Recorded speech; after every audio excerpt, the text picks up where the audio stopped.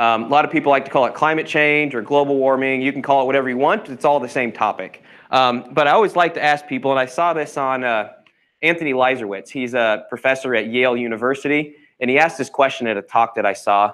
But it says, what image do you think of when you hear global warming? What's the first word or first image that pops in your head? What do you think about? Like someone says global warming, what's the picture that comes up? And he had everyone raise their hand when he said, you know, who thought of this, right? I'm going to guess that a lot of you, the picture in your head was this. It's because that's kind of what's been marketed, or some sort of variation of that. It could have been this. It could have been, you know, flooding of the Statue of Liberty, you know. So a lot of these things that we think of are what gets blasted out to us, especially when it comes in the media. It could be Al Gore. Everyone people like think about Al Gore, right? You know, and then people always say, you know, that if you can't get the weekend forecast right, how can you get the forecast right for 50 years down the road? So a lot of these things that you might think of when you first hear global warming, because global warming isn't really the whole story, right? There's a lot more to it, and we'll talk a little bit about that. But, you know, people get confused. And so I'll talk a little bit about maybe why that is. But it's hard to find what's really going on, what's really happening. And a lot of it, I think, has changed over time based on where we get our information. You know, 1989, I don't know if anyone was from around Kearney, but Bob Geiger was the weather guy in the 90s. I don't know if he was it in 89, but I found a picture of him because that's where I got my weather when I was young. But you probably got it from the newspaper, the one newspaper you received, one of the 3 radio stations, the one TV station you had, or the encyclopedia. You know, that's where you got your information. So most of us were getting the same message, right? We didn't have a lot of options to choose from. But you think of now, all of these options that we can get our information. And when it comes to climate, especially climate change, you're going to get a different message from Fox News and from CNN. They're just going to be totally different messages. So if you only watch one of those stations, this is the only box of information that you're going to get. So it's no reason that it is confusing, right? Because there's 2 conflicting stories out there. It's like, well, which one's right? In most cases, they're both right. It just might be cherry picked, right? It might just be a little piece of the story. But then like social media, you get a lot of your information from social media. You share stories, but typically you're friends with and you follow people that are similar to you. You know, sort of what they call like confirmation bias, right? We tend to watch the information that we think is true or accurate, and we don't watch the information we don't really want to hear, or we don't follow people on Twitter that we disagree with. You know, typically we unfollow those people. I don't know how many people unfollowed someone during the election couple of years ago, but I'm guessing probably most of us did if we use social media. So anyway, so we kind of can pick and choose where that information comes from, but you get 2 different sizes. So it's very confusing to know what's going on. So that's kind of what I'm going to hit on today, is hopefully kind of eliminate a lot of that confusion and have a decent idea of what's happening. They do a study. This is a 2018 study on what people think, right? So how many adults, what percentage of adults think that they call it global warming? I think the question that you ask can be different. Is it global warming or climate change or climate variation, whatever? You know, so you can see the map on the left is how many adults, what percentage of adults think that it's happening? And it's roughly 2/3. Roughly 2/3 of the state will say, yes, it's happening. You'll see that the darker spots indicate more. So you get that around Lincoln, Omaha. You'll see up on the reservations. They'll also have quite a bit higher percentage that think that it's happening. The lowest spot is typically always around in, you know, the Sandhills area. You get out in North Platte. But then the one on the right is, do you think it's mostly caused by humans? So is it natural? Does it happen? Or are humans the biggest cause of that? That's where you start to get a lot lower percentage of people that think that it's actually a human. Humans are the biggest factor in that. So you get a little more variation when it comes to what's causing it, and a little less, you know, confidence in that. But generally, most people will say, yeah, it's changing. I've seen it. I've felt it. Let's move on. And anyway, what to do about it and who's causing it's a bigger story. So anyway, so we'll kind of hit more on the Nebraska climate, kind of what we deal with here, and less of the conceptual stuff. But, you know, we have a continental climate, and we all know this. It was minus, 5 or 10 this morning. So we can get very cold. Continental climates are typically very cold winters, very warm summers. We don't have the moderating influence of the oceans, right? We're 1,000 miles from any large body of water that's going to moderate our weather. So we get quite extreme cold, quite extreme warmth. We also have a big variation in elevation. I think that plays a huge role in the climate and the weather that we deal with as well, in addition to the crops and things like that we can grow. So you get this middle part of the country, you get a lot of the extremes. And so that's what we have to deal with. We don't deal with a slow 1 or 2 degree temperature increase over 50 years. We deal with this stuff. This is the 2018 extremes. This was from the Nebraska Mesonet, which is out of the state climate office. It's their weather station network. And you can see that the lowest wind chill was January 1 of last year, -42. Lowest air temperature, -26. This was on New Year's Day last year, if you remember how cold that was. And then our hottest temperature was 105. So we have to deal with 130 degree temperature difference at the same latitude. You know, that's a lot that we have to deal with. A 1 to 2 degree average overall increase isn't going to shake a stick when we have to deal with 130 degree temperature range in any given year. And you'll see the lowest bare soil temperature happens at one of the southernmost stations. You know, our coldest soil temperature was, you know, what's this, down in Frontier County. So there's a lot of variation that we have to deal with, and it sometimes becomes a little more complex than that. So we'll talk about some of the trends and changes. A couple things I like to keep in mind. There's a lot of change in spatial and temporal variability, so where you're located in the state and what season. Saying Nebraska's warming doesn't tell the whole story. There's a lot of variation based off where you're at in the state and what season you're looking at. So we'll take a look at this. This is a graphic that I always find interesting. What this is going to show, I'm going to hit play, and it's going to show you basically 5-year averages compared to the 1900 to 2000 average temperature over the globe. Now, this is all modeled. They don't have stations all over the oceans like this, but they do have a number of stations to match this up. But essentially, it's going to show you over time is that 5-year average lower blue or warmer, the red, than that last century average. And we'll see if this works here. Nope, I'm going to do this. All right, so you'll see here that changes. So you'll see a lot of the blue. That means it's that 5-year average temperature is colder than the last century, the 1900 to 2000 average. You can see the warm spots pick up. Up here's the average or the year. You'll see the big warm dot here in the 30s. See how warm we got in the 30s? That's when we had, you know, our warmest temperatures, our biggest drought. And you can see, you know, how it changes and fluctuates over time as we go across in different parts of the country. You'll notice in the 80s, it starts to change colors.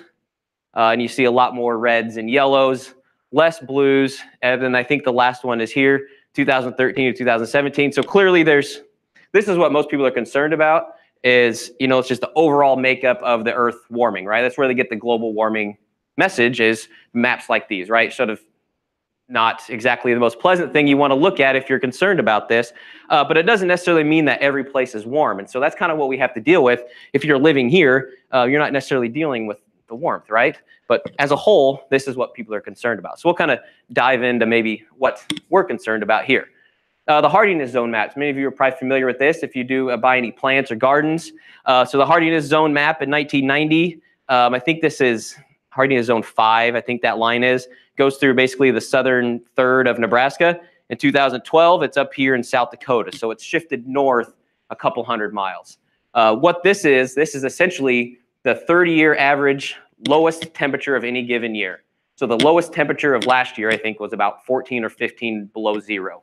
That's 1 year average. They take 30 years of that, average that, and that's how you get that number. So what this is basically saying is that from 1990 to 2012, our coldest temperature that we reached in that given year got warmer. Need to adjust it. I told you I talk loud. Better? Okay. So anyway, so you can see that it's shifted north. This moves a lot because it's a 30-year average, so it goes like this. Anyway, just one way that you can see that you might have been able to see that over time. So some of the temperature trends, the map on the left is our long-term trend. So this is the trend that's been happening from 1895 to 2016. The map on the right is our 30-year trend, 1987 to 2016. So what's been happening in the long term compared to what's been happening in the short term. You can see the long-term average annual temperature, generally the whole state's been warming. This is on a trend of a per decade. So you're basically looking at a 1/10 to 0.15 per decade. So this over 100 years, that's like 1 to 1.5 degrees overall for the state. That's not a lot to shake a stick at, right? We talked about how that over 100 30-degree temperature range last year, you're not going to notice that. Now, if we look at our short-term trend, this is where things maybe start to pick up a little bit. Maybe we could get a little more impact from it.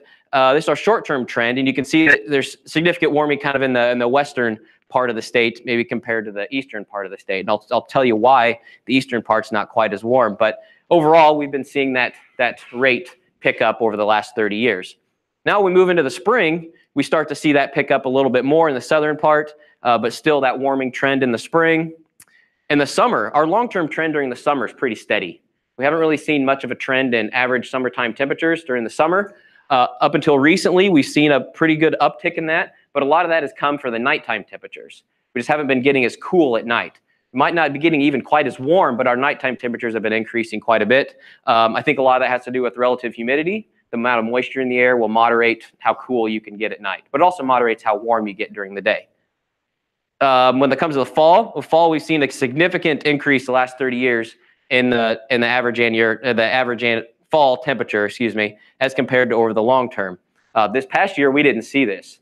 I think that I did a stat a couple weeks ago that November, it was the second time out of the last 14 years we didn't have above normal temperatures in the month of November. This past year in 2014. So we really bunked this trend this past year, and I think that's part of the challenge we have in agriculture is even though we see this trend, we still have years like this past year that we have to deal with where we're cold, we're wet, we're muddy, we're snowy.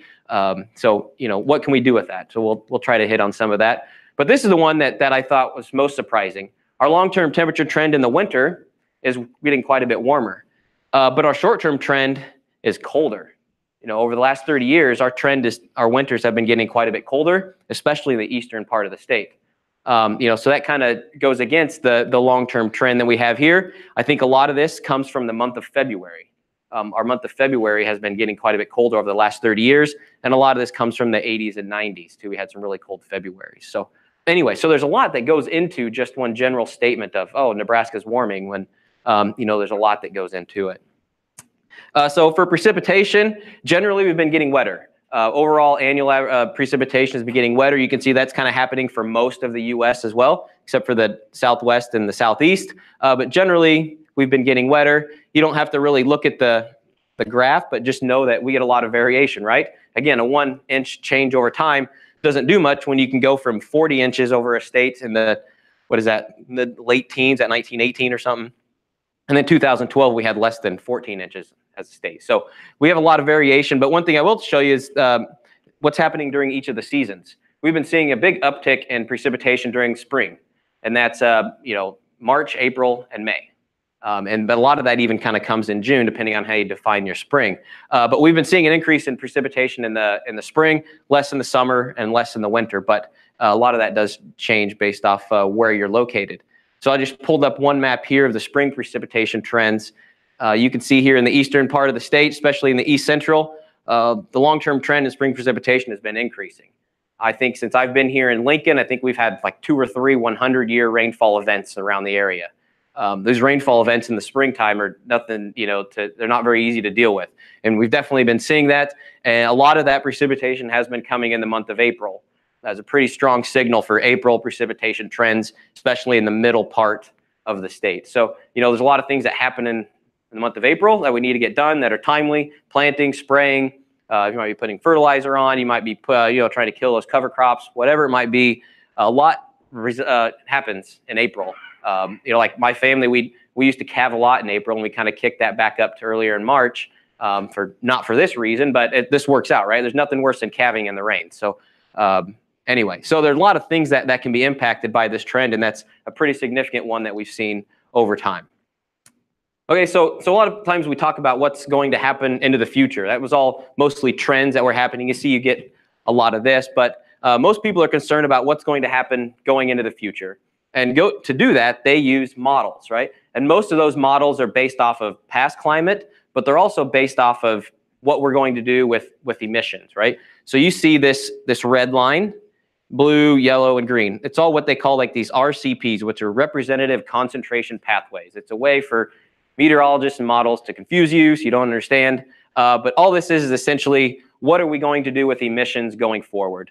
This red line is, are we going to keep emitting greenhouse gases, like crazy?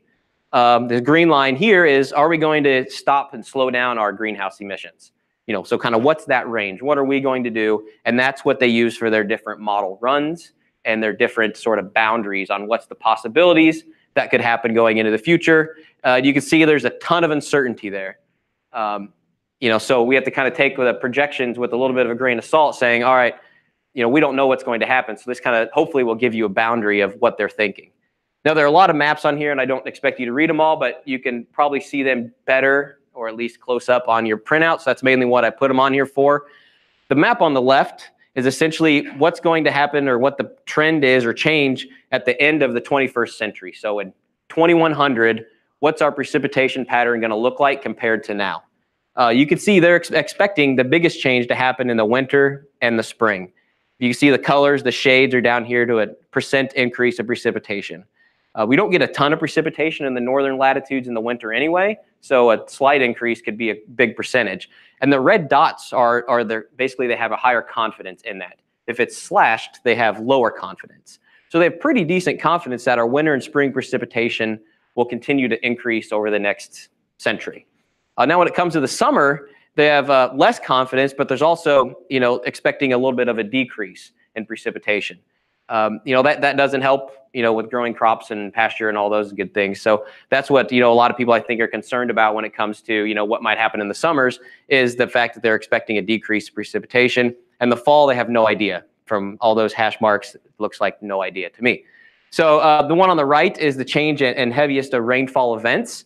So here, from 1900 to 2016, basically they're saying there's been a 35% increase in the amount of precipitation that is falling in the heaviest 1% of events. Now, that's the weirdest way to categorize something. That's basically saying our heaviest 1% of events during the year are greater than 1 inch. Okay, 1 inch precipitation. How much of our precipitation is falling above that 1 inch mark, right? So basically saying that there's less rainfall spread out over the continuum, and it's mostly all put together in these heavier events. That's all that's pretty much saying. They are expecting that to continue increasing, especially in the northeast part of the U.S. and the west. Not so much here in the middle part of the country, but I think a lot of that will come in the spring. So again, more maps to really kind of confuse you. But the top left one is, you just can know the color shading is an increase. It's the change in number of days expected to be greater than 90 degrees. You can see that they're expecting an increase.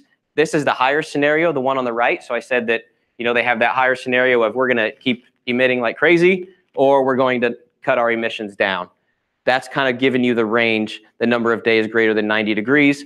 I have a little bit of a hard time with this one, just because our recent trend has not necessarily been increasing those days like that, right? Recently our maximum days have actually been a little bit cooler. So we'll see kind of how that one works out. But then they also expect the change in the number of days less than 28 degrees. So this is basically saying that we're not going to get nearly as cold as much. And there's a change in the number of days there that are less than 28 degrees. The change in number of days greater than 1 inch precipitation. So you can see southeast Nebraska is still expecting those events to be greater than 1 inch. So you can see kind of what they're thinking. They're thinking warmer, they're thinking wetter. But again, it's kind of hard for us to deal with that when we have to deal with the extremes that we have. And they're also expecting some change in snow melt up in the mountains. I think the biggest thing they're concerned with there is the earlier runoff. So a lot of our surface water, comes from the Rockies, comes from the runoff.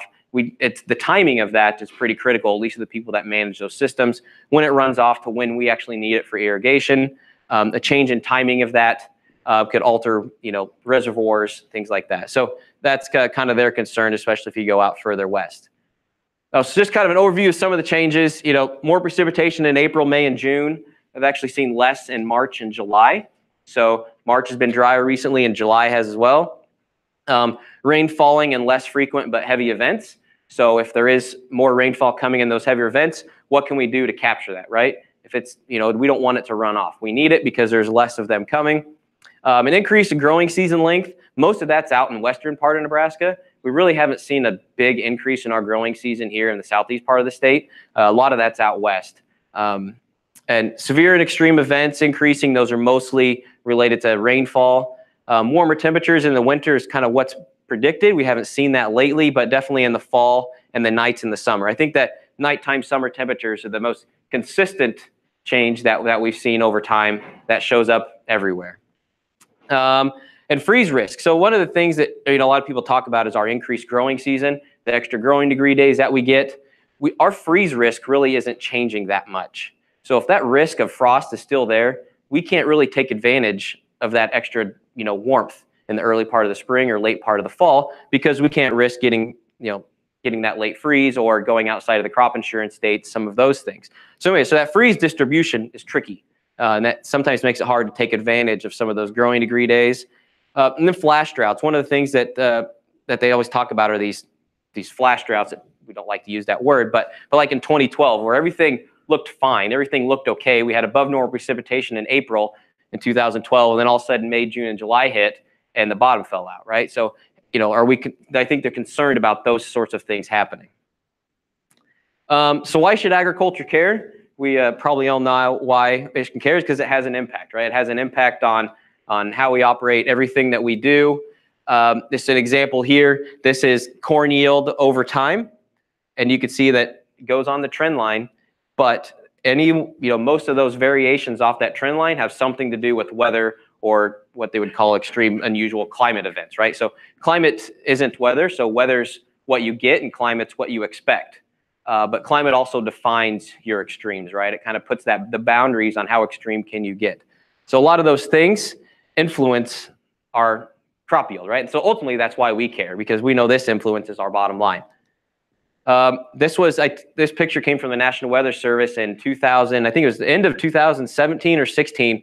This was on Christmas Day, and that was a tornado that went through the day before Christmas. Christmas Eve, there's a tornado went through, and I don't know anyone that has to haul water and watch out for tornadoes. It doesn't happen very often, but that extended warmth into those fringes of our seasons allows severe weather to come in on maybe unexpected times. Not necessarily be more severe, but just in different times that maybe we just don't typically see it. If you have a feedlot, heat stress. I talk to a lot of people that have cattle and talk about heat stress in the summer with the high humidity and warm temperatures. Heat stress is a big deal. Drought, drought's an obvious reason that we care. Pests, pests and how those change, especially when we have different winter interactions with what pests survive, what pests don't. We know that certain weather and climate scenarios increase grasshoppers and things like that pop up that influence what we need. Flooding in the spring. So this was a picture of soybeans trying to grow, and after we got about 10 inches of rain, and that was in 2015. Doesn't work very well. Weeds. Our warm fall temperatures allow a lot of these winter annual weeds to start blowing up early in the fall. Then they get a kickstart in the spring. I've got a picture, I think, of maybe I don't have it, of a gigantic field that looks purple. You guys see those purple fields, those henbit fields, right? They love the early spring warmth, but we can't get out there and spray it yet. We need to wait a little bit and try to, they're blowing up in mid-February, and we don't want to spray them yet. So a lot of those things that have issues, we see heat stress and how those influence plants, how the crops grow. All these things can impact why we should care. This photo is Gary Lesswing's of this past fall, of the snow in October when we were trying to harvest. So all of these things give us reason to why we should care about the weather and climate. And then if our climate is changing, what can we do about it? What can we do to be better prepared? Another reason we should care is greenhouse gases. Agriculture can be a contributor, but it could also be a sink, right? We can be a source of greenhouse gases, and we can also take some of those greenhouse gases out of the air. I think that's important. Why agriculture should be at the front of the table is because we're one of the few people or entities or groups that can take greenhouse gases out of the air. So we all, we don't need to go through science, from 7th grade again. But we've been told for a long time that the atmosphere is made up of nitrogen, oxygen, and then a small sliver that include a lot of our greenhouse gases, which keep us warm, right? There are heat regulators. Without this small sliver of greenhouse gases, the Earth would be 59 degrees colder, right? So that little sliver makes a big difference in the amount of heat that we can keep here on the Earth, and allows us to kind of regulate our temperatures. I don't want to be 59 degrees colder than what I am right now. It'd be really cold. So they're the regulators. So they're important. And we've known about that for a long time.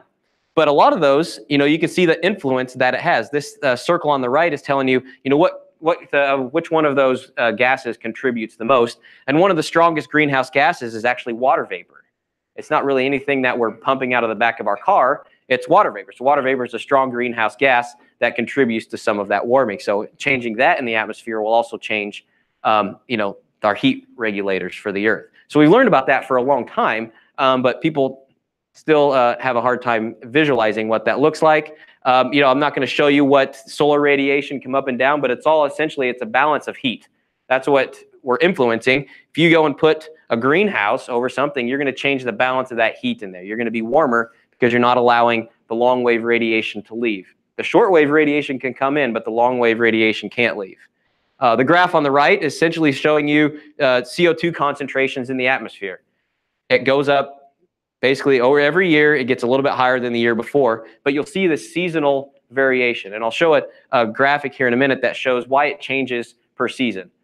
Usually the peak comes in the northern hemisphere winters, and the lowest comes in the summer. And I'll show you here in a second. I think it is. So you can see the seasonal changes of carbon dioxide, and it moves around the atmosphere really fast. That's one thing about CO2 is it moves across the globe pretty quick. It doesn't stay in one place. But you'll see a lot of that red. This is the month of March, and the red is essentially saying a higher concentration of CO2, and the blue is a lower concentration. And as it goes, you can see it moves around with different weather patterns. The southern hemisphere is blue because that's their growing season, right at the end of their growing season. So they're taking a lot of that CO2 out of the atmosphere into plants. And in the northern hemisphere, which is where most of the land mass is, we're still putting CO2 out because we don't have a lot of green plants growing to suck it back down.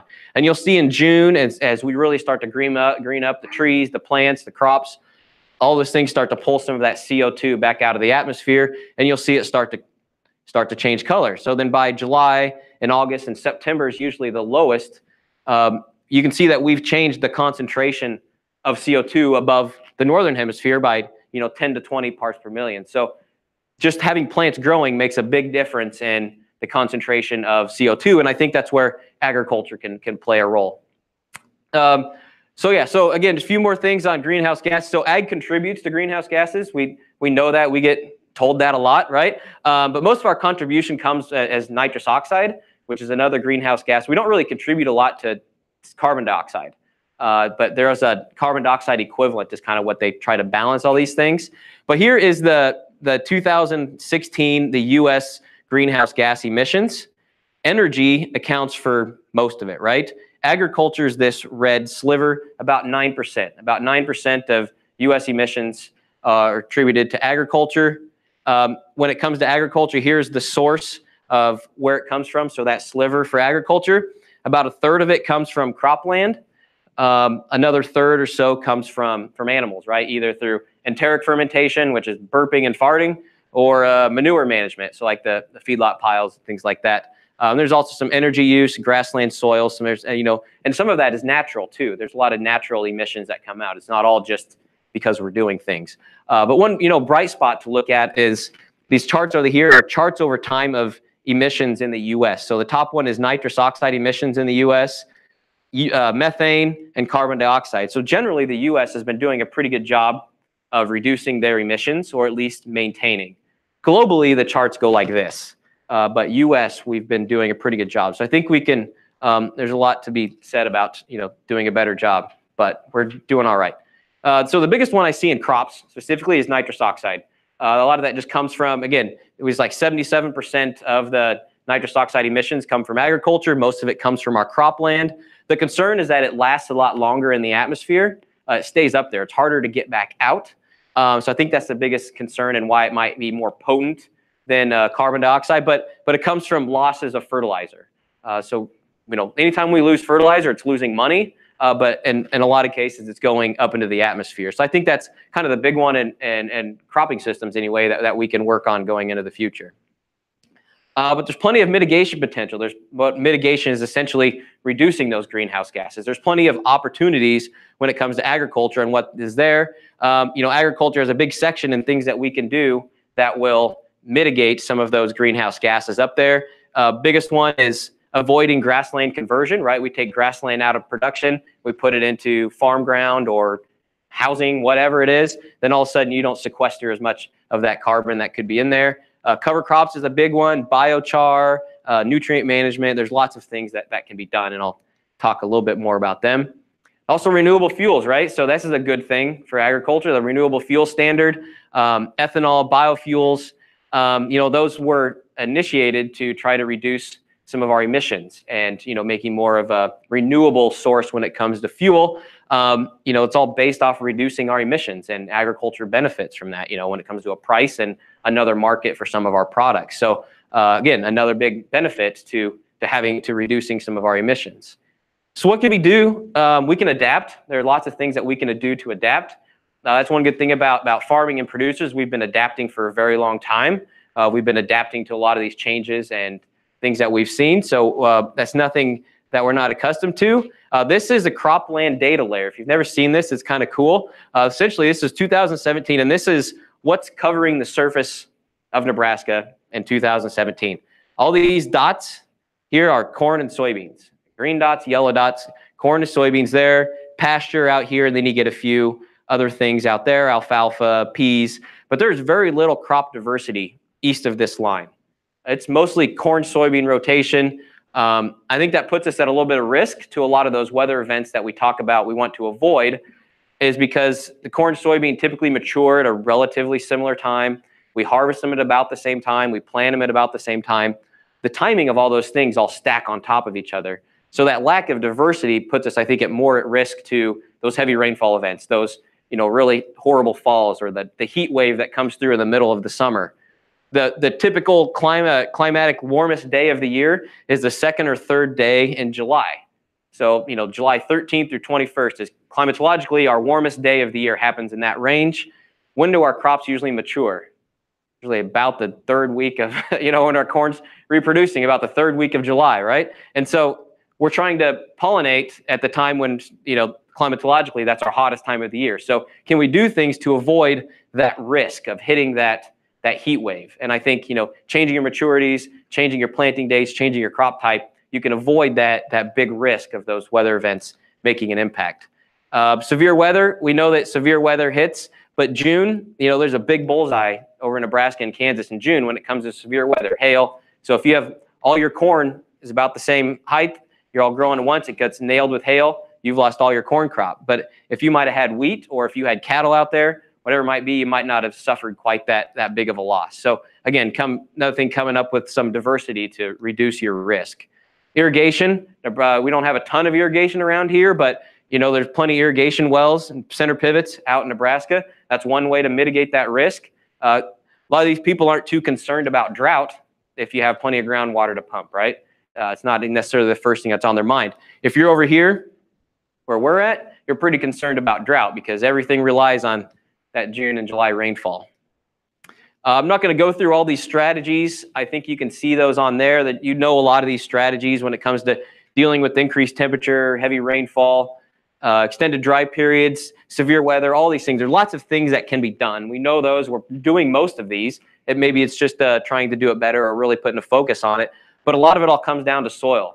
The soil is kind of the answer and the key for reducing the risk. You can infiltrate more water. You can reduce wind erosion and surface erosion with some residue cover on top of that soil. But the soil can be the answer to a lot of these weather risks and a lot of those issues that people are concerned about in the future. So mitigation. So in the IPCC, which is the Intergovernmental Panel on Climate Change, right? So it's a big national or international governmental panel. Anyway, it's a big national thing. And they talk in there about farmers sort of being the answer that they need to take some of that carbon dioxide out of the atmosphere. They know that there's too much up there already. And like I mentioned at the beginning, as producers, we have one of the few opportunities to take some of that back out. And they're talking about in these big international panels that they talk about is, that's one way to put that carbon back where it came from, right? A lot of it came from oil out, let's put it back in the ground, and cropland can be one of those opportunities, I think, that we could take advantage of if we're sitting at the table, right? The number of win-win things, reducing nitrogen losses. I talked about the big one in ag is nitrous oxide emissions. That's all lost money. So if we can, be more specific on where we're putting that nitrogen, our timing, trying to reduce those losses. It might be putting on stuff to whatever it might be. There's a lot of opportunities there to reduce those nitrogen losses. Improving breeding for livestock efficiency, cover crops, a lot of these things. Retiring marginal or wetland acres, those are usually the highest risk. Anytime a weather event comes through, they flood first, they dry out first. They're probably your lowest yielding, maybe lowest productive.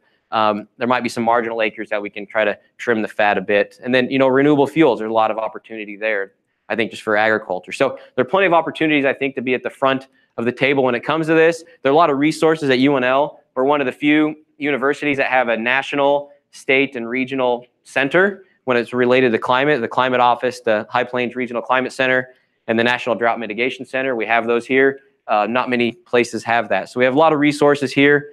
Again, so some takeaways, and I'll stop rambling, but it's definitely a highly politicized topic. But as most everything after the first 3 slides, you can tell it's not really that, doesn't have to be that political. It just gets caught up in it, and what gets done about it will probably be political, but the fact that it's warmer out there or heavy rainfall patterns, that doesn't have to be political. But I think, we don't want to let everyone else drive the bus. If agriculture is not at least listening, want someone else to tell us what we're going to do in the future. Midwest and Plains, again, definitely an extreme environment, and we won't see that gradual change over time. So we have to deal with all of the extremes.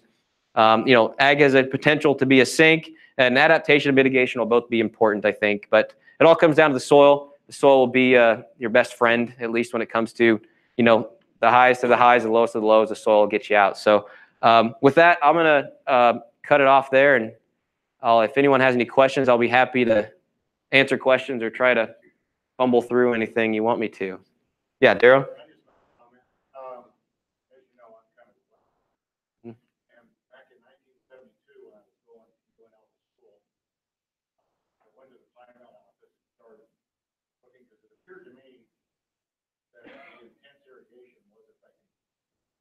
That time there wasn't border like that now. But I got data that showed that like from Lexington, Holdridge over to about York, where Aurora was being affected cooling summer. Typically cooling after. And I took it to 3 different professors and they all laughed at me. So anyway, the hottest temperatures ever in Nebraska were at Minden and Hartington. And if you look at summer temperatures now, Minden and Chiquila rarely. That area is just totally different than what it was. And so when you get those maps that show how we're going to increase in 90-degree temperature, we've been going the other way since here. I saw an article a couple of years ago when Crystal Farming 95-degree afternoons are disappearing around the point. And so how can that map show that there's going to be, there's just such a conflict. And when you say in one of the first slides, we're confused, you look at the data and you look at the projections, they don't always match. Right.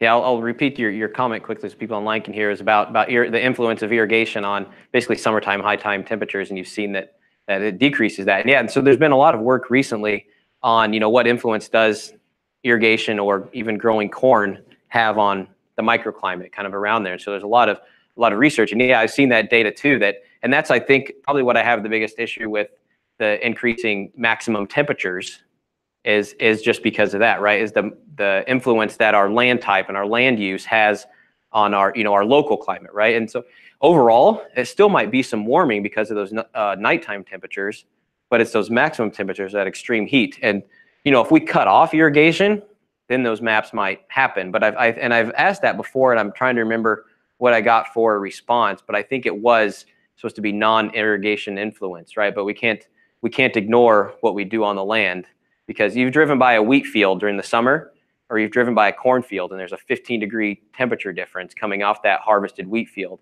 That has to influence the weather we have around us. How far does that extend? I think it depends on how many wheat fields you have or how many cornfields you have. But we know in the Corn Belt, there's a lot of cornfields around. So yeah, the moisture and the cooling that has certainly has an impact on our high time temperatures. So where's the balance point on that? I don't know. And so I think that's hard, is, we don't know exactly how the earth is going to respond, how the earth will counteract, some of these things that have been happening. the melting glacier water coming into the ocean, how might that interact? We only have one Earth to really study, and so it's really hard to replicate some of the studies. We don't know. I think that's probably the hardest part with me is how we don't know exactly how the Earth is going to respond. So we know what it's done. So can we at least adjust to what it's done? And assuming that some of those things might continue. So yeah, so thanks for bringing that up, because that's a big thing, and it's a big headline in a lot of magazines too, is the influence that has on our regional weather. Yeah. I'd also suggest that the carbon dioxide is also something yields crops that are growing and proliferating greenness and growing that then transpiring more, even without irrigation, cool areas around it. I think it's a lag effect. It's my opinion, it's a large cycle that we don't live through. And just time goes on, back and forth. Then you get a couple. Back in the 90s, when Weather Channel was getting going, and I was at a meeting downtown on the university campus, and a little gal from the Weather Channel, she's a very nice person. One of the smaller gals from the Weather Channel. I asked the question because she was talking about all this, and I said, so here's a question for you. So then, since we've been cleaning our emissions, spewing less carbon into the air, and cleaning up our sins, so we're not getting the reflective items into the atmosphere, reflect some of the sun energy coming in. And did say that there was some validity to that thought, and then dropped it on to the next thing. We've maybe exacerbated in the short term by cleaning up the atmosphere as much as we have. Not that that was a bad thing to do, but it was an unintended consequence was maybe that we spiked temperatures for a while until other things started to adapt to the increase. Yeah. Yeah, but the same happens with volcanoes. Unless you stop the volcano from erupting, they spew more crap into the atmosphere than years of man-made. Yep. Yeah, so the comment was on CO2 and increasing plant productivity. And I think some plants, grow a lot better with, I don't know if it's C3 or C4 plants, but as y'all said, grow better with that enhanced CO2. And then, then volcanoes, I think after, was that the early 90s, the volcano in Philippines, I think they saw like a 2-year cooling effect from the volcano and the ash and the particles reflectance. So, so all of those interactions make it complex. What we do know is that we are increasing our CO2, right? That's pretty evident that it's measuring. What influence that has, that's where it becomes, and then how's the Earth going to respond? What's going to happen with that? It's a complicated thing, and I don't know if anyone really has it figured out. Like that gal said, maybe. Yeah, Larry? Quite a special on heat to it, because the biggest forest fire we ever had in end of tri-period. 1 million acres burned in that fire. And we've always had cycles, and probably always will. Right.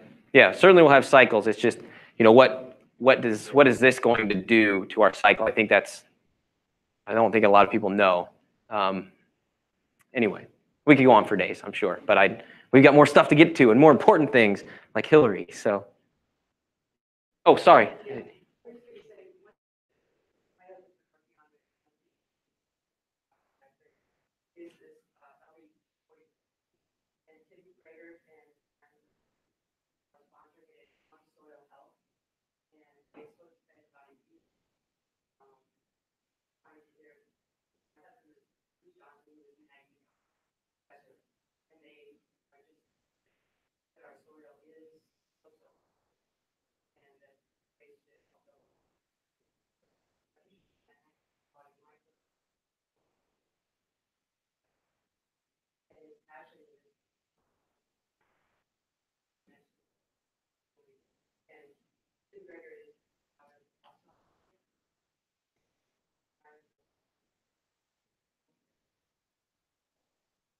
Okay, thank you.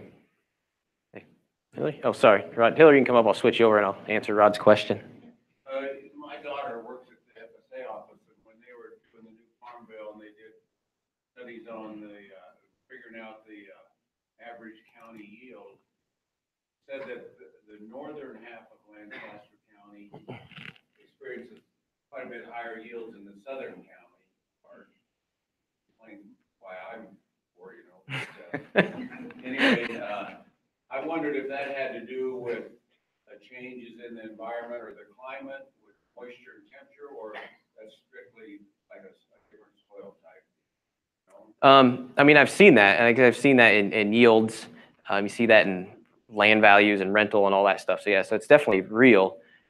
Whether it has I don't know if it's I don't necessarily think it's totally a soils impact. It probably has an influence, but yeah, there's definitely some interaction. You get up further north and they get quite a bit more rainfall. It feels in July, June, maybe when you need it most. You get down further that way and it dries out.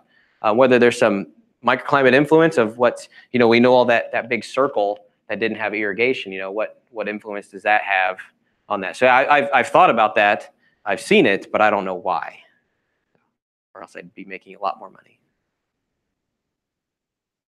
Hey, thank you.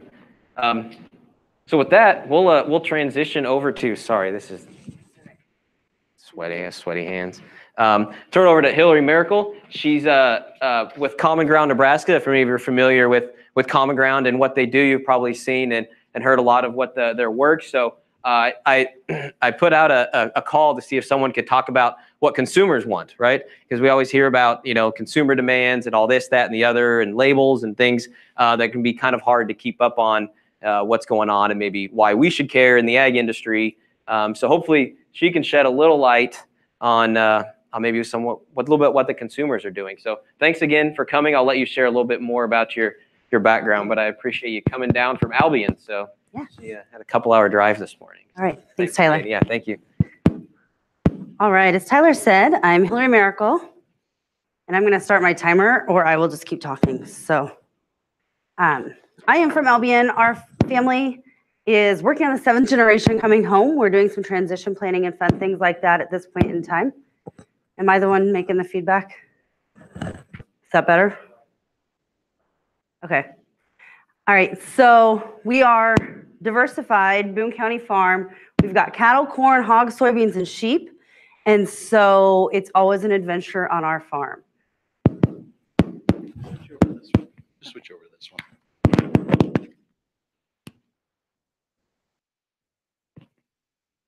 All right.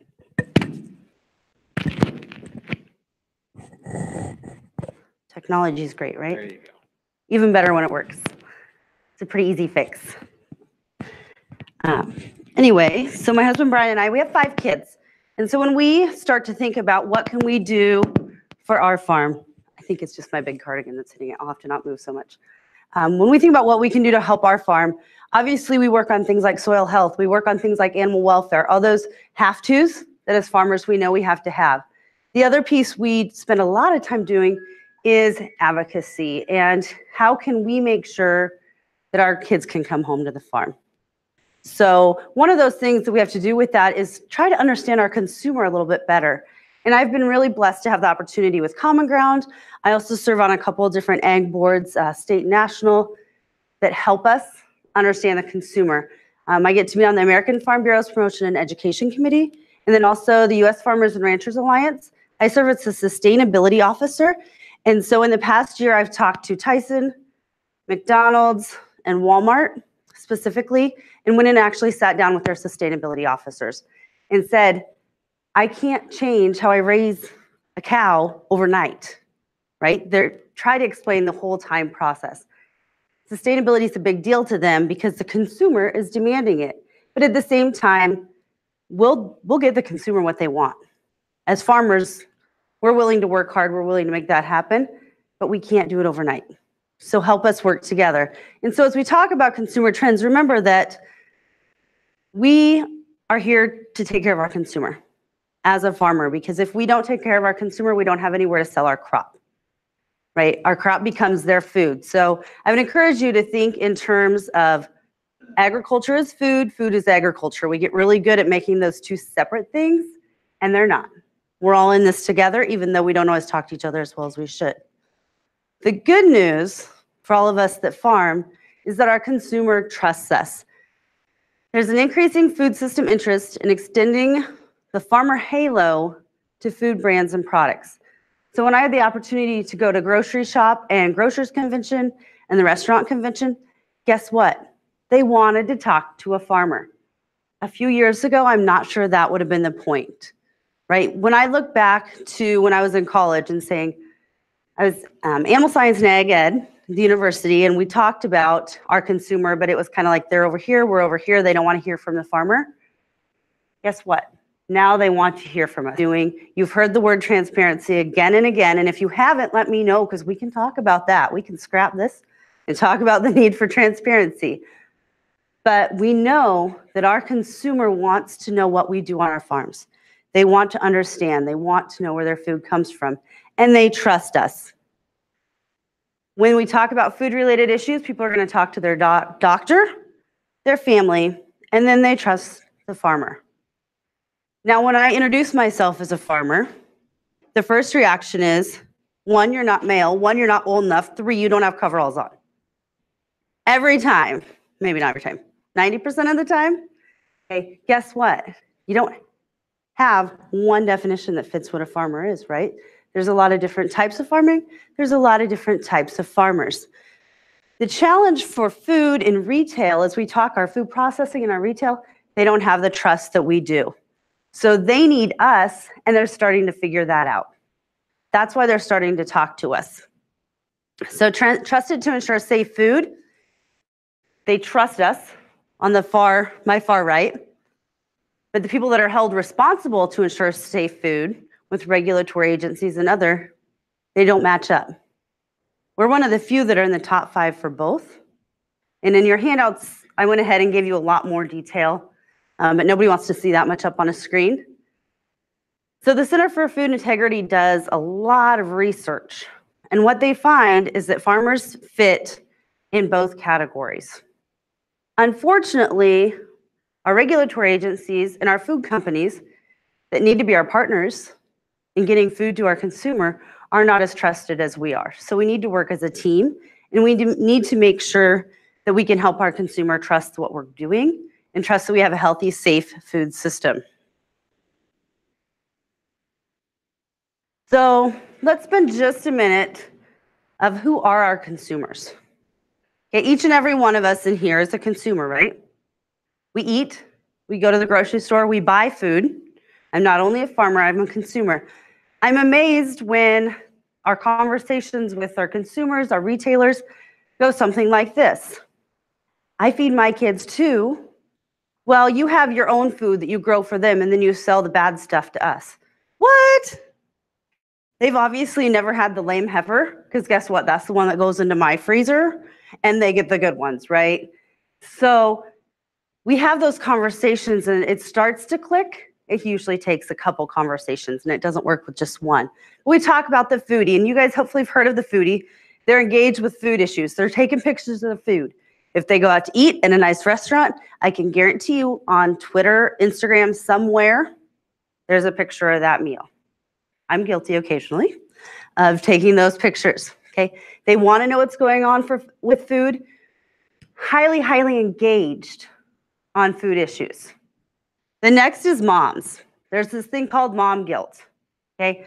My age group, we're kind of old and boring, not as bad. You get to some of the younger moms, and if you look on the internet, every single day, there's an article that scares them about what they're feeding their kids. Every day. So one day, you can't feed your kid this because it's going to make him develop slower. You can't feed him this because it's going to make him develop faster. What do? So our job is just to help kids or parents understand that we have their interest at heart as we grow their food. We're not trying to hurt their kids. We want to do the best we can, because guess what?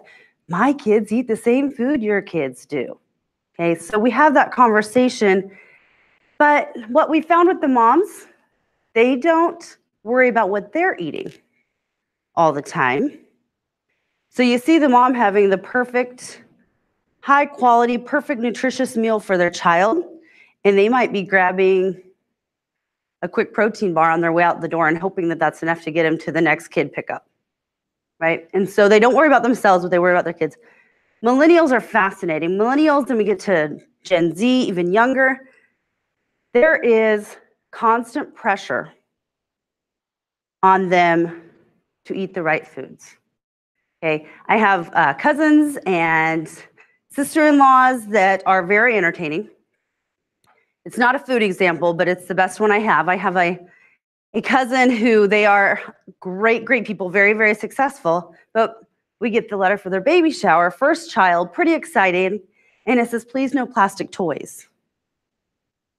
What do you give a kid if you don't give them plastic toys?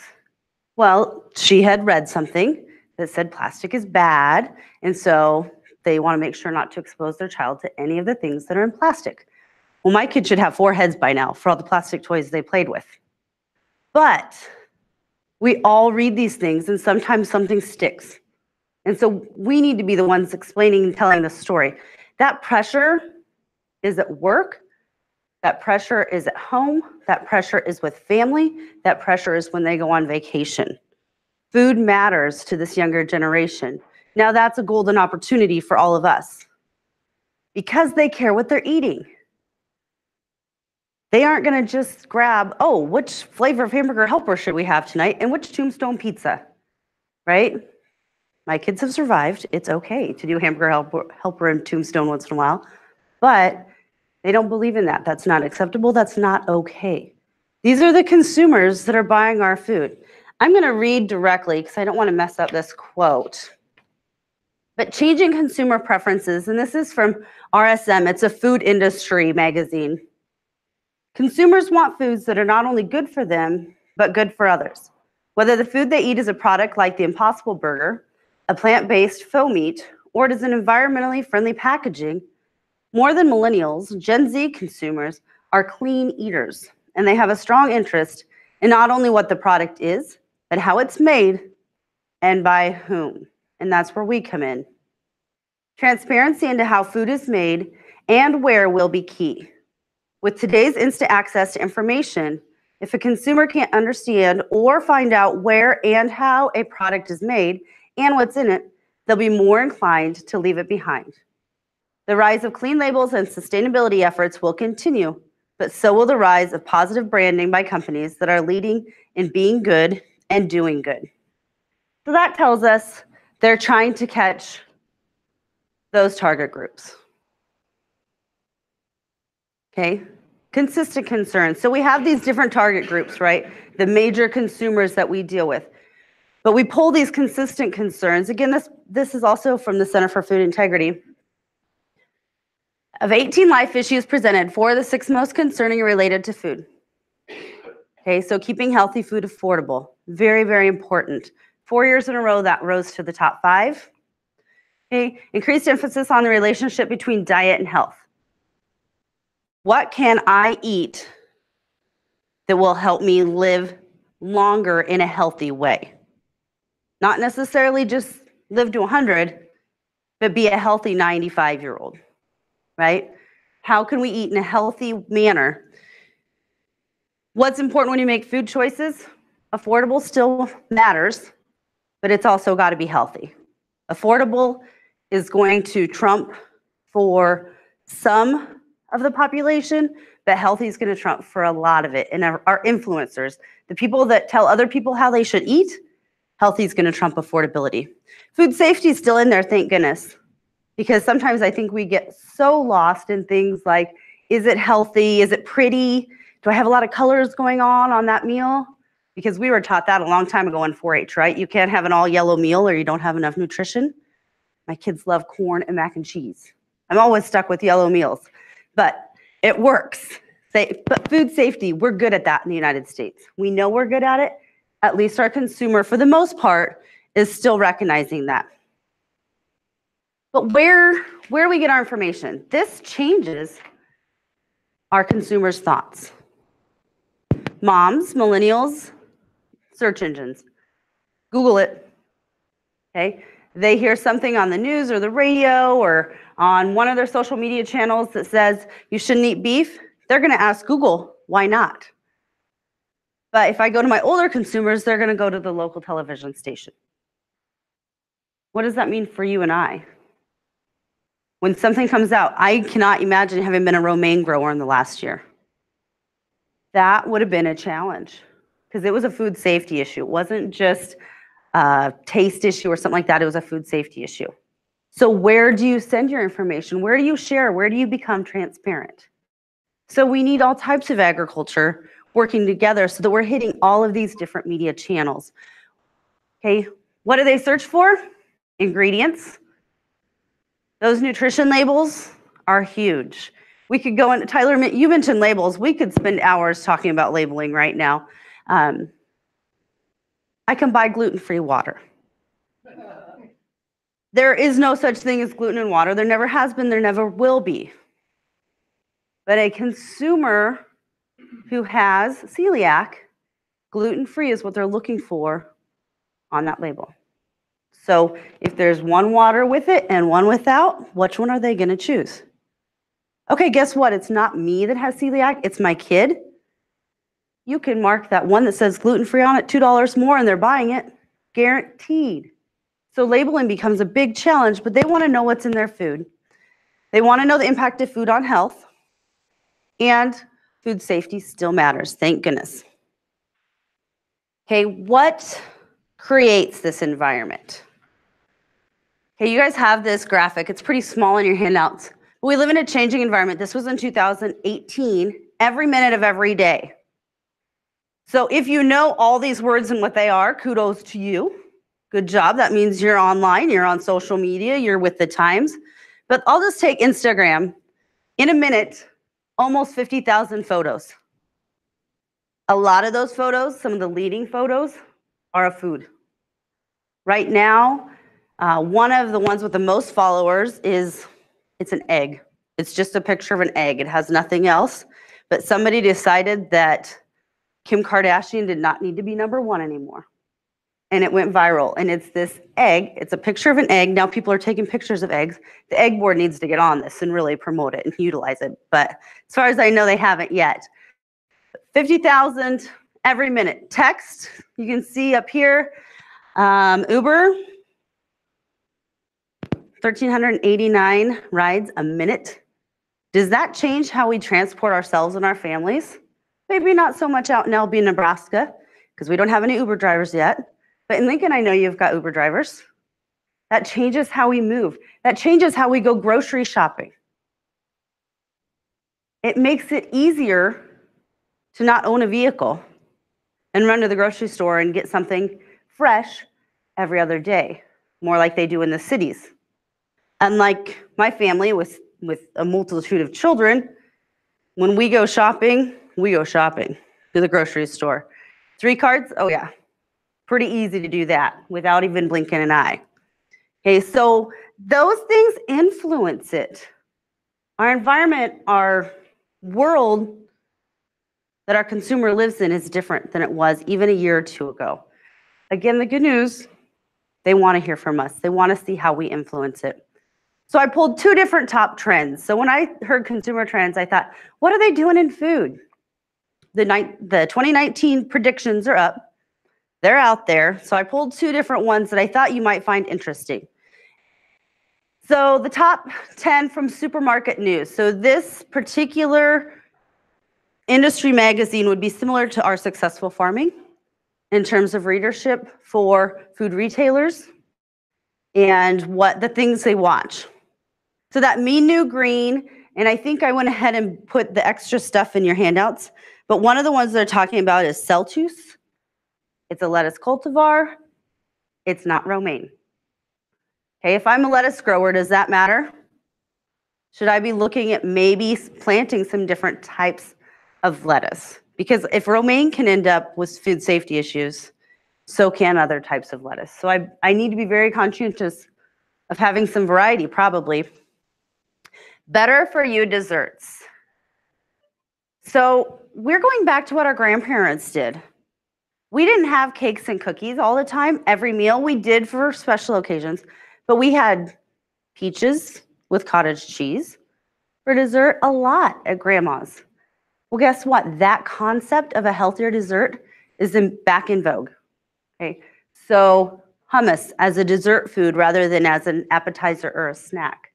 Other things like berries, very popular as a dessert. Growing up for myself, it was ice cream, cookies, chocolate cake. We didn't think about fruits and veggies at home as a dessert, but we did at grandma's because that's how grandma did it. They didn't have, she went through the Great Depression. They didn't have the money to go make a cake every day, but they had trees that had berries, and fresh berries in the summer, nothing's better. The younger generation, those Gen Y and Gen Z, want to go back to eating like our grandparents did in that aspect of fresh, homemade food. Oat milk. Milk's a really touchy one right now. Does almond milk come from a mammal? Does oat milk come from a mammal? Okay, we could get into that whole conversation of what should be allowed to be called milk, but oat milk is going to take off. This is where we get into a little bit of a challenge in agriculture.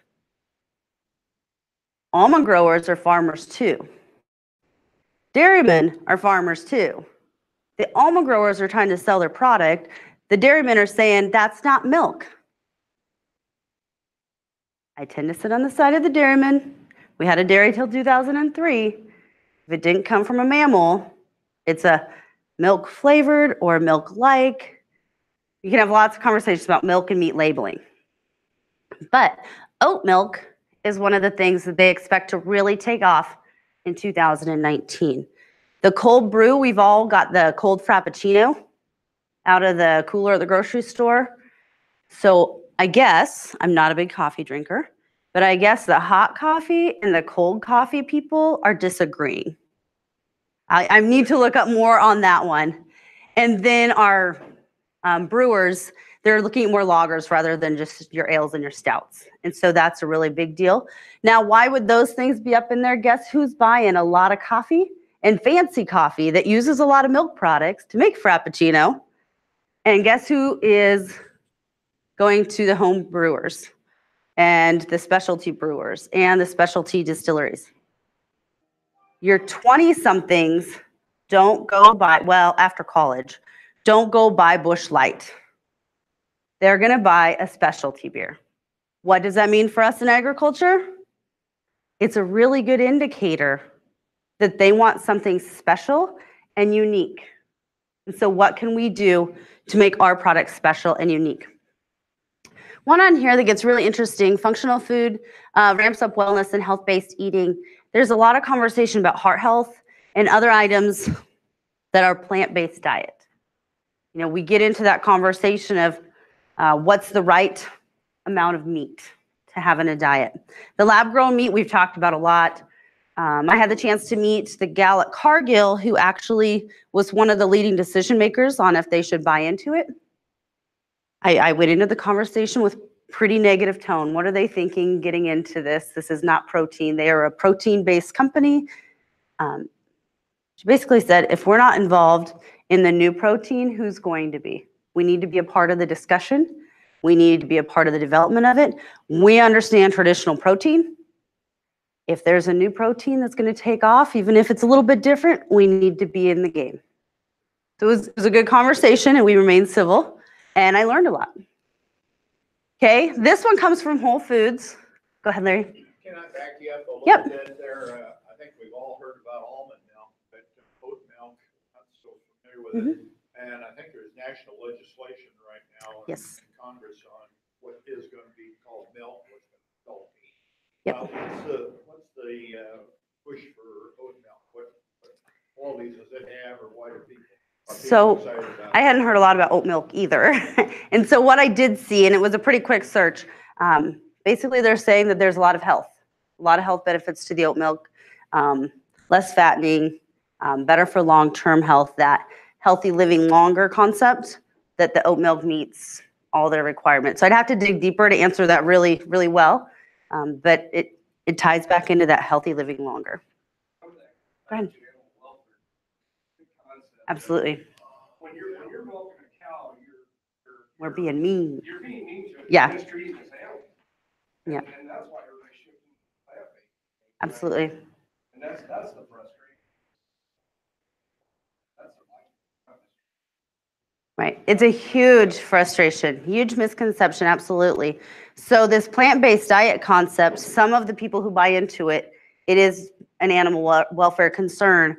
They don't understand that last night I spent 3 hours in the barn from about midnight to 3 a.m. Guess what? We're lambing and I had a little guy that needed some attention. They don't understand that unless we tell them, unless we have that conversation with them that we do care for our animals. And I'm always very tempted to say the same thing you did. Of course we take care of them. They're our factory, they're our economic engine on our farms, but they don't necessarily want to hear that. Our consumer wants to hear that we care for animals because it's the right thing to do, which we do.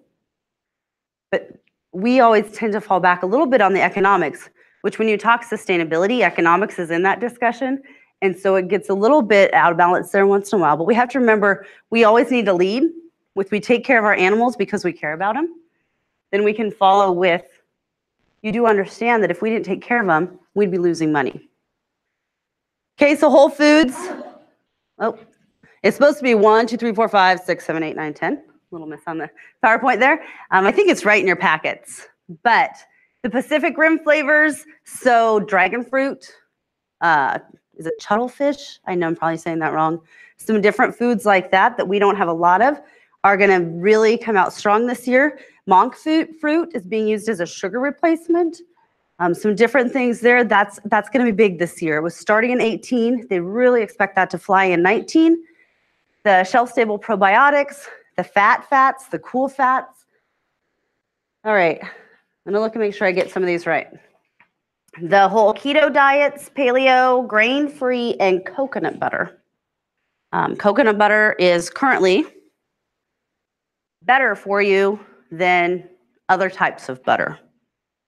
I would have to see all the data on that to completely understand all of those details, but right now that's what the media is telling people, and blogs and other things like that. The faux meat snacks, those are a little different in my mind, because if I'm going to eat pork rinds, I'm going to eat pork rinds, not plenty that taste like pork rinds, if I ever ate pork rinds. But when I want beef jerky, I want beef jerky. I don't want something that tastes like beef jerky. I want the actual thing. But some people really want that taste without, again, having the meat as part of it. Marine munchies, like your dried salmon and some things that you think back to very old ways of curing meat for winter, some of those are coming back. And purchases that empower, I think that's a really big deal. When you think purchases that empower, they want to know that the company they're buying from has an opinion and a strong belief that whoever their supplier is, they're taking care of them. Think about some of the commercials we've seen for different fancy coffee beans. They talk about how they're taking care of the community where those coffee beans came from up in the Andes Mountains. The consumer wants to hear that. They want to feel like they're buying a product that's helping people. So out of those two, plus about 10 more trend lines, I was able to pull together some thoughts that match this Mintel Food and Drink trends. It's another food publication, but there's a couple themes that come out. One, sustainability. We already mentioned sustainability. Paper straws, not plastic straws in California, right? We've all heard about that one. Rethink your plastic use. Food waste is a huge issue right now. Huge, huge, huge. Not everybody has a dog that gets their scraps. Not everybody has a tree line that's had a compost pile in it from when I was this tall and had to carry the bucket of compost out. When you live in the city, where does all that go? Historically, into a trash can, right? So now people are learning that things we've been doing on the farm, like composting without even thinking about it, are becoming very, very popular. Now, that's a good thing, rather than just throwing away. But think about the food waste that we have at a school. We have to put certain things on that plate to meet the nutritional requirements of our children. If they don't like it, where does it go? Right down into the trash pile, okay? There's nothing they can do about it. They can't use it again. They can't reserve it. Some schools now have a share station. So if it's an individually wrapped package, the kids are allowed, let's say they gave them an apple and they haven't been into it. They can put it on the share station and another kid can come get it. The school can't legally reserve it to somebody, but if another kid grabs it off the share station, that's legal. Now you can't do that with like a half-eaten burger, but you can do that with something that's a single wrap type item. So they have saved some food waste in that way. The other issue with food waste is pretty vegetables and fruits. We are slowly helping our consumer understand that just because an apple is not perfectly shaped, round, and shiny, it's still gonna taste okay. Because as they want to know more about where their food comes from, they're going to the orchard, they're picking an apple, it may have a small bruise, and hopefully at that orchard or at that farm stand, someone's saying, there's nothing wrong with that apple.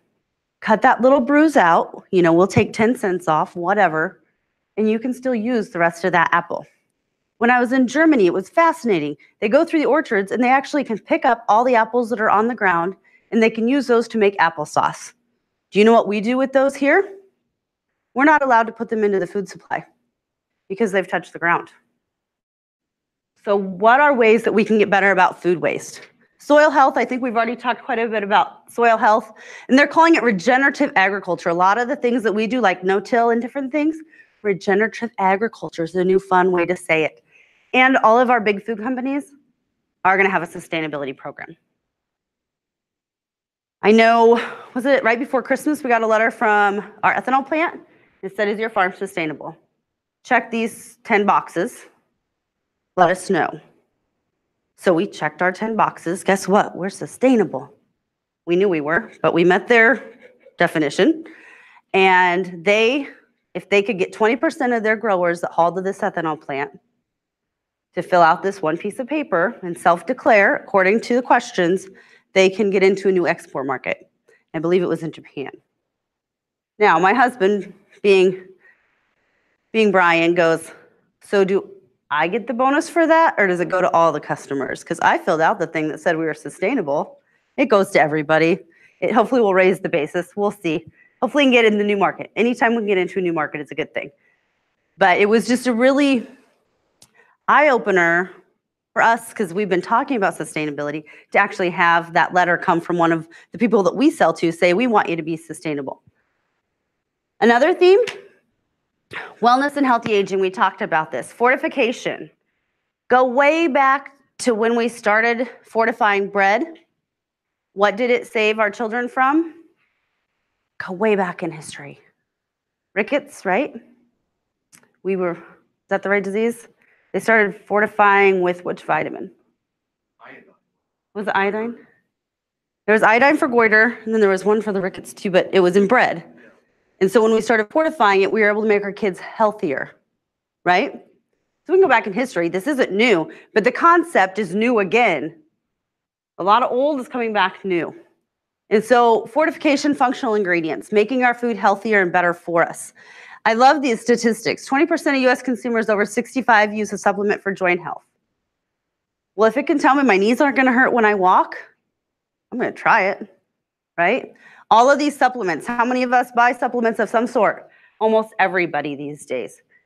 Okay, 50% of customers in the UK are concerned about developing dementia.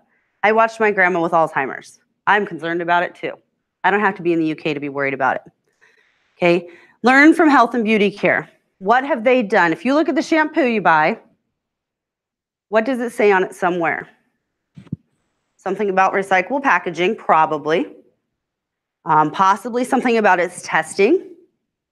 And then somewhere in that ingredient list, there's probably something highlighted that's a natural fragrance or a natural honey, like Manuka honey is a big one. There's something to make the consumer think that that's special. Theme 3 is convenience, okay? As a mom, convenience matters, okay? I wanna be able to get there and get it quick. What's changed in convenience is it needs to be healthy convenience, Okay, it's no longer grab the quickest one and go. It's grab the quickest, healthiest one and go. So those are the 3 big trends. Remember, they want more information, so let's be transparent and give it to them. It's not going to hurt me to have somebody come visit my farm. It's not the prettiest farm on the block, but they're welcome to come see what we do anytime they want. We need to share that and let people know that. Most people are positive about agriculture still. We need to keep that positive impression.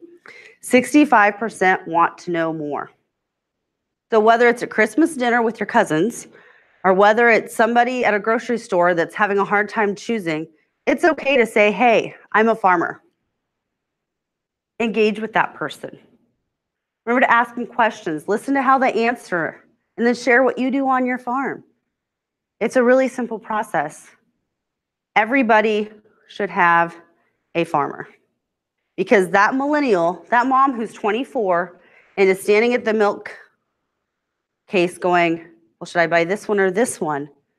I want them to call me their farmer rather than to go randomly Google Food Babe or something like that, right?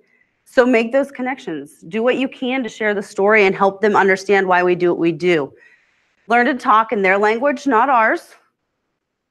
I can talk about heifers all day. They don't know what a heifer is. Drives me nuts to call a young heifer a cow, but they know what a cow is. So I need to use cow when I talk about them, right? I need to do some sort of trainings, learn how to engage, have those conversations. I have to earn their trust. That consumer that I engage is not going to listen to me unless they trust me. I have to build that bridge first before I can tell them, well, I think any milk you choose in this entire case is probably safe. In fact, I can almost guarantee it. They aren't going to believe that coming from me unless I've built some trust. I need to know who we're talking to. When I go back to the beginning, am I talking to somebody who's 20, 40, 60? They have different concerns. We're respected. We just need to get a little bit better about talking about food, not just agriculture. We know ag and we're good at ag, but we also know food because it's what we grow. All right. Thank you for inviting me today. This has been great. And I don't know where we are on time, Tyler. Okay.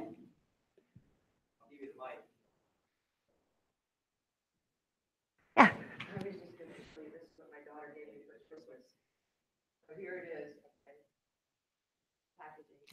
This is the straw. This is a straw. So now I can fold it. I have not used it. Anyway. Yeah, and that is very popular in our younger generation because why would I be throwing all those plastic straws away when I can carry one like that in my bag? It's the mindset.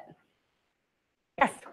I read when, Proposition 12 passed in California about the cage-free Yep. or eggs, or whatever. Yep. But they said in stores when they have the cage-free eggs along with the regular ones, the cage-free ones are about $1 a dozen more. The most popular ones that they buy are the regular ones. Right. People want the animal welfare and all this, but when it comes down to it, they usually choose it by price. Yeah, so that's the bottom line, and that's a huge challenge for us as an industry, right? So you've got your Walmart shopper and you've got your Whole Foods shopper. A parent on a tight budget can't buy the fancy eggs, but they feel guilted into it. And so when it comes down to it on the bottom line, they want the brown egg that's cage-free that they feel is more natural. We all know they're all as natural as they come. They want it, but their purchasing habit doesn't always reflect it. But the people that are influencing legislation, the people that are influencing our food companies are the ones buying the cage-free brown eggs, not those on a set income, which is the majority, buying the white egg. Even those that buy the traditional white egg from a cage, they will answer surveys that our retailers and our food companies will put out. They will answer them saying they prefer the cage-free because that's the cool thing to do. So it's very frustrating as a farmer. I know those eggs have the exact same nutritional content, but there's a cool content that You know, we have to think about efficiency. We have to feed, it was 9 billion by 2050 for a long time. Just read a thing the other day, they're saying 10 billion people to feed by 2050. I can't feed the world without technology. You know, I need to be able to have the best production I can so that we as farmers can feed the world. That's a Yeah. frustration I have. But they want organic, they want natural, they want the Terry Redlin or Yep. they want that painting. They have that in their mind, but what they don't understand is urban sprawl is taking out Right. enough farm ground every year to diminish how much we can produce. So we have to use the technology to produce, but they don't want that product. Well, if we go back to the Terry Redlands and all that, and they go to organic, we have to have how many more cows, how many more sheep in order to produce the manures, to produce the natural fertilizers, to produce. Yep. But then they don't want to eat meat and they want to be vegan. So what are you going to do with all the extra animals that are running, you know, their whole information cycle and their education system is totally off base. And it becomes very frustrating and exhausting to try and educate those people. Yeah, that's. And I'm sure you've dealt with it more than I have. Yep. It's just So a few things that we've been taught in a lot of the media training, I don't know why I'm popular with my phone ringing today. A lot of things we've been taught in media training. One is that all egg is good. You know, I can't nitpick and say only mine is the right way because infighting is going to kill us. And the other is work with the movable middle. You know, so you've got this 10% over on this end that all organic, all natural, they're the ones eating lentils every meal, and they're the ones eating stuff that my kids won't eat. And then you've got some of us on the other end at 10%. I'll try anything once, you know. Oh, the leftovers, yeah, we'll try that, right? And then there's the movable middle. That other 80%, those are the people we can work with. Unfortunately, our influencers sometimes are in that 10% at the end.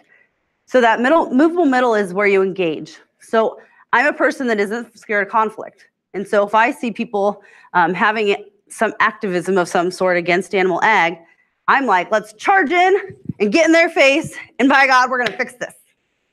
That doesn't work. I've had to have been taught that those people aren't gonna change their mind. I need to work with the others that are willing to have a conversation. And then when we show them, guess what? My factory farm, because I raise pigs in confinement, I know when I look in that pen which one's sick. I know when I look in that pen if it's a healthy pen. When I can actually show them through pictures, I don't let people in my hog barn for biosecurity, but if I can show them through pictures and conversation how we can identify the individual animals, how we watch them, how we care for them. Guess what? When the power goes out, who gets the generator? The hog barn, not my house, right? When we can have those conversations with people and get them one-on-one, we change their minds. They may still prefer organic, but they're not going to hate the rest of us. And so it's really just trying to find that connection with them. But always try to remember we have a healthy, safe food supply in the United States. And thank God for that, because guess what? Whether I'm rich or poor, most likely there's a very, very slim chance that I have to worry about my kids dying from the food they eat. And that's really, you know, we live in the US, we don't have to worry about those things. Not that we don't have hunger and other issues here too, but it's not like we live in Africa or somewhere else where each and every day we're just trying every day to feed our kids something healthy. our cheap food supply has allowed them. Oh, absolutely. You know, they've had abundance of food if they're hungry. It would all be a different ball game if people had been hungry. You look, I talked about my grandma, and as you can tell, I have a lot of respect for her and her generation. They were hungry.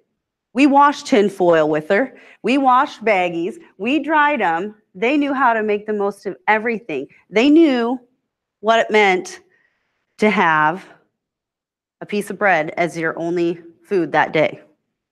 My generation doesn't know that. Not that there's not people that are hungry. Okay, don't get me wrong, we do have hunger, but across the board, we don't know what it's like to go hungry. We have no idea. You know, a bean burrito, ooh, that doesn't sound very good. Guess what? If I was hungry, it would sound really darn good. And so I agree with that our safe, abundant, wholesome food supply has created some of our challenges. So, all right. We'll go with that. So thank you. Good job. Thanks.